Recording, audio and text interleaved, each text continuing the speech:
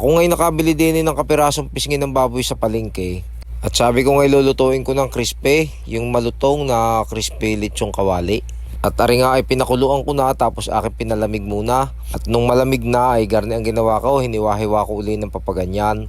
Tapos ipiprito ko ng medyo maraming mantika.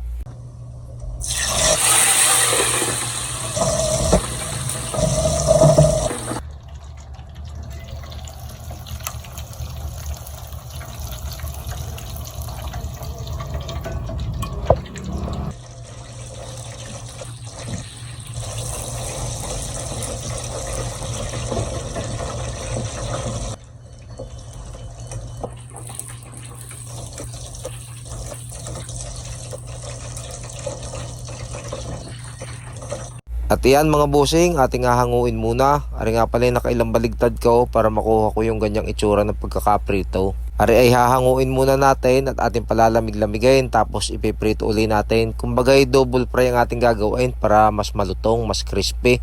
Dini nga muna natin ilalagay ari sa ibabaw ng tray ng itlog para tumulo din yung mantika habang pinalalamig. Maghihintay lang tayo ng mga ilang minuto para maiprito uli natin. At tara mga boss, fast forward na tayo. Lumipas na nga ang ilang minuto at lumamig na nga rin ating panglitsong kawali. Kaya ipiprito na uli natin. Kung kayong mga boss ay magluluto ng ganitong litsong kawali o kahit na anong gusto nyong i-crispy o crispy pata o ano pa man, ang gawin nyo ay i-double fry nyo o 2 beses nyong iprito. Palalamigin nyo lang muna ng kaunti. At saka mga bossing, ganito pala ang aking ginawa bago ko iprito. Pinakuluan ko muna yan hanggang sa lumambot. Tapos mayroon niyang lahok na asin, may lahok na bawang, may lahok na dahon ng laurel. At nilagyan ko rin iyan ng kaunting pampalasa at saka pamintang buo. Para pagka ipinrito natin ay meron na siyang lasa, nakasiksik doon sa kalaman-lamanan, sa kaloob-looban ng ating ipinipritong yan. At aray mga bossing, sa pakiwari ko'y aray luto na.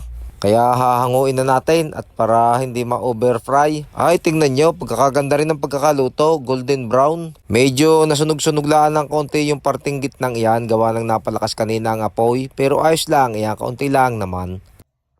Diyan nga ay ating tatatarin na para hindi mahirap kainin mamaya. Ay kasarap din ng ganitong ulam paminsan-minsan. Tapos magtitimpla kayo ng tuyo, kalamansi, sili, at saka lalagyan ng kaunting suka at sibuyas. O kaya naman, bumili kayo ng Mang Tomas at masarap din doong isawsaw ang ganitong litsong kawali. Ari nga mga busing masarap din pulutan, kahit sa beer, kahit sa 4. Ay siya, paano mga bossing? Kung gusto nyo lang magluto ng garne, pwede nyo rin gayahin. Basta ari palalambutin nyo lang, tapos inyong ipiprito ng 2 beses at siguradong ari malutong. At iyon, hanggang dito na lamang po muna ang bidyong are at maraming salamat po lagi sa suporta. God bless po.